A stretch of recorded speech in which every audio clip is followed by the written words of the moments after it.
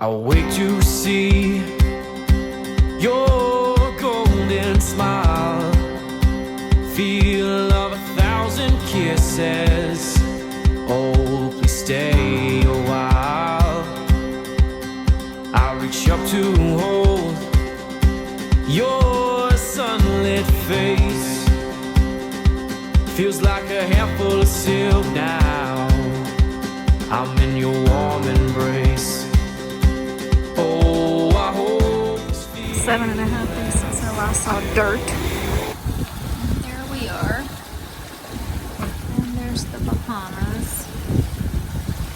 Not to get dramatic, which wouldn't be the first time for me to get dramatic.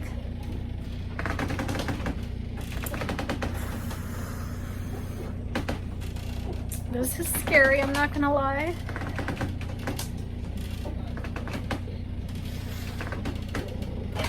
As long as the captain isn't nervous, then I guess it helps me with my nerves. It's a sailing vessel. Our captain is trying to reach the Coast Guard. We're too far out of range? Yeah. I'm the delivery captain on a 50. We are trying to reach the Coast Guard with the hopes that they can keep an eye out for us in case anything goes wrong. Not quite a Mayday situation, but we had Or in our case, wronger. hours ago. We left out of Charleston, South Carolina. We are too far out of range for the VHF radio in our current position, so we're using the sat phone and starting with the first number that we can find. We're explaining who we are, where we are, what our original plan was, which was supposed to be to deliver the boat from Charleston, South Carolina to Puerto Rico, and then we begin to explain our engine is no good due to the fire and how we're down to one sail. 4 people on board. Yes, 26 degrees. We gave this first Coast Guard person our position and then begin to tell her about our other issue with one of our crew members not having his passport with him, which is making it difficult for us to land in the Bahamas. West. Yeah, and we're also trying to get some assistance from the embassy in Nassau. We have a crew member without a passport. We've been in contact. Oh yeah, and if the crew member gets off the boat in Nassau, he will be supposedly arrested. And we're kind of hit a dead end with that. At this point, we're at an emergency situation where if we lose the head sail, we'll be dead in the water. We are about 125 nautical miles from the Bahamas right now, heading towards the Abacos. Trying to sail down below the south side of Abacos. Yes. Yeah, my name's and I'm the captain. Say it again. TKA? DAA. Correct. I am not. I'm a delivery captain. Correct. The sat phone connection was pretty iffy. See if I could hail someone. And so I just had to look up the number. Okay, thank you. Yeah, so, We were transferred to someone else and basically started the whole explanation all over again, with a spotty connection. Sunday morning we had an engine fire, and haven't been able to. We've been engineless since. But I just wanted to. We're trying to explain to her that the reason we're going to the Bahamas is because we don't have another choice. That's our most direct route that we can take based on the weather, and there's no other choice at this point. However, The other issue is that we have a crew member without a passport. Sorry, go ahead. Okay, so you're wanting to file a float plan, right? Yeah, in the onboard fire, and then we've lost mainsails with no option to motor and no other sails to sail on. Okay. Yeah, and then throw a float plane in there and just be watched. Not sure if you could part any wisdom on us.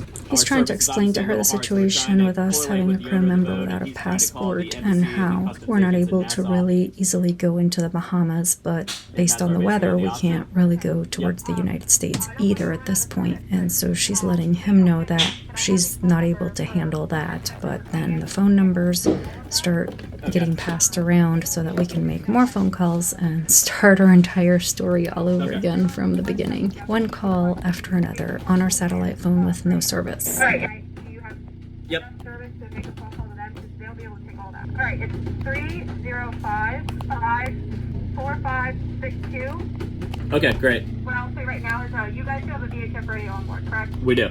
We also have an EPIRB as well. Okay, but in the case that you lose cell phone service, let them know you have your radio on board, and that if you guys lose comms with them over the cell phone, that you guys can continue to talk over channel 16 and they'll switch you to C2 Alpha. But that will be your secondary plan if you lose service, okay? Okay, yeah, I've tried to hail him on 16. I don't know if I'm in range, though. Okay. Okay. All right, great. Thank you so much for your help. Okay. Okay, all right, bye-bye. Yeah, I was just directed to you from the Lake Worth station. I'm a delivery captain on a 53-foot sailboat.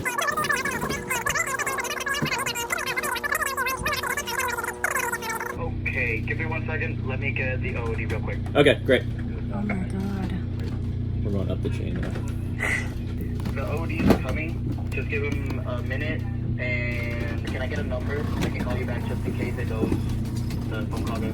Yes. Okay, it's 1. 513-413. Hey, how you doing? My name's Yeah, so I've got a couple things. Yeah, I called the Lake Worth office. I've tried to kind of hail on 16. We basically were delivery crew sailing out of Charleston last week, December 1st, headed to Puerto Rico. We had an engine fire 48 hours ago, so had to divert, and are trying to sail down to Nassau. We basically need to get to the nearest port, and that's where we're currently headed now. But we just had another issue and lost main sail, so we're limited to basically one sail right now, and limited fuel to charge batteries. So we're kind of on the brink of having one more issue and then being incapacitated. So I didn't know if filing a float plan or contacting just to be get position just to be watched in the event that this turns into an emergency. Okay, I'm gonna be honest with you. All I got out of that was rear mainsail and fire. I cannot understand. Like, the phone is breaking up pretty bad. Okay. Where I can't understand what you're saying. Okay. I mean, it's kind of hard to understand what you're saying. Okay, we're running off of a really spotty Wi-Fi connection.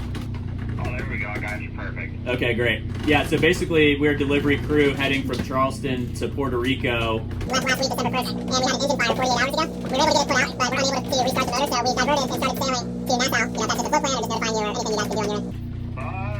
So, do you have VHF? I do. Okay. Alright, and then, do you have a Latin long? I do. Okay, we're 26 degrees, 39-669 minutes north. West, 075 degrees, 43-511 minutes west. 53 foot. And I've got 3 crew. Okay, so you have 4 POP? Correct. 4 people on board? Yes. Alright, and then what's the phone number? 513. 3-0-413-065. And you have a track for Nassau. We've just had to change because of a squall. We're heading 298 degrees true as of right now at a speed of 1.5. And we're basically waiting. I know the wind's supposed to die tonight, so we'll probably kind of be floating until we can get some more consistent wind and start heading more southwest towards Nassau, but... Okay, and then you're only under sail.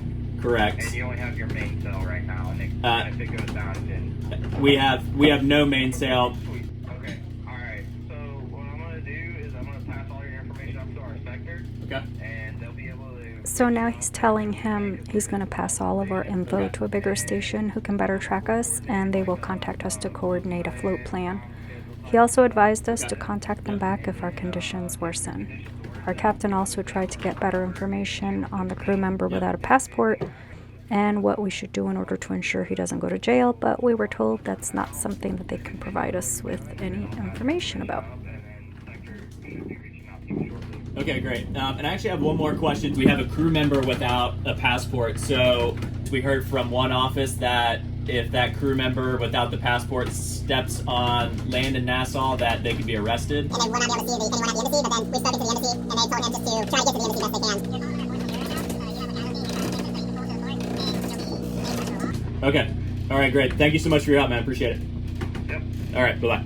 We gotta make a choice here. We're headed up right now. Yeah, are we able to head up? With decent wind. We can still pull more out right now. We're at 5 knots. We're at 5 knots.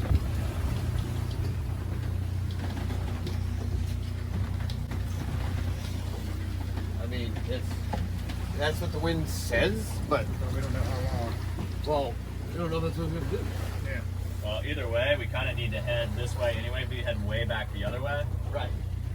it looks like it's going to... Well, after my little breakdown and all the phone calls to the Coast Guard and the embassy and whatever, we have a beautiful sunset coming. We're sailing on a full Genoa right now.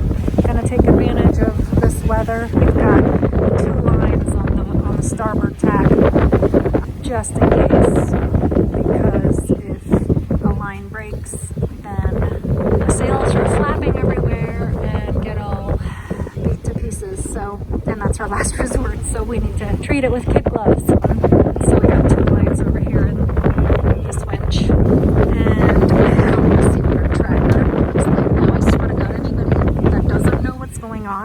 looking at our tracker right now probably thinks we are absolutely stoned or drunk. Because this track is just ridiculous now. There's Charleston, so we made it all the way to here. We had our fire over here, and we started going down here, and then we decided no, Turks and Caicos, so we decided Bahamas, so we went over here. I'm not really entirely sure. It could be down here. I don't know my distances. It could be this squiggly line here where we lost our... And now we're literally just following whatever the wind lets us do. So we're not honestly sure if we're gonna go to the Bahamas or our Florida. It keeps changing on a dime, like literally every 10 minutes at this point. Right now, we're heading towards Florida. But, like I said, you can see by these little squiggly lines that we've changed our our route a couple of times. So that's where we're at. This is an incredible learning opportunity, I guess. So we're on a current heading of average 285 degrees true, and we're going to go to the north side of the Abacos now. The wind won't let us head any further south towards Nassau. And our plan at this point is to just head for anywhere we can land on the Florida coast. Correct, yeah, we just had to change. We just had a storm popped up while I was talking to you guys, and the wind completely shifted out of the direction we're trying to go, and I couldn't make headway continuing to Nassau anymore. So I'm staying north of the Abacos, heading to the east coast of Florida now. We're at 26 degrees, 41 minutes, -455 northwest. 41-459 minutes. 41 minutes. Yep, so 2 Delta Charlie Charlie 8. E as in Edward. Yeah, plenty of food and fresh water and water maker as well. Yeah, we have a sat phone and then Wi-Fi off of that sat.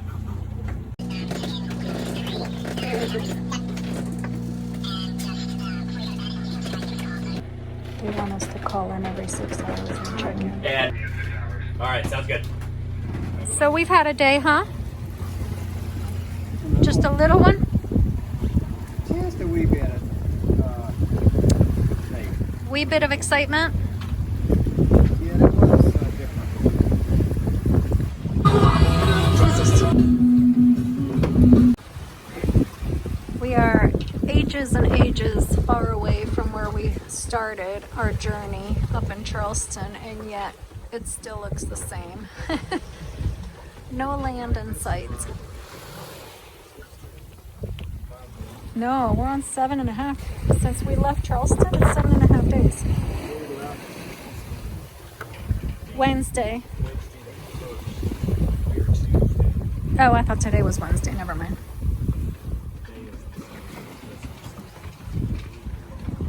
And this is what we're working on, or what we're working with. Just the one sail, although even though we just have one sail, it's like 4 times bigger than the sail we had on our Catalina. So we can stay at 4 knots at 41 degrees on the wind vane, which shoots us north of Canaveral at this point. We don't need to see the rocket. Or pick up speed, bring it to 45, and then see what the wind does.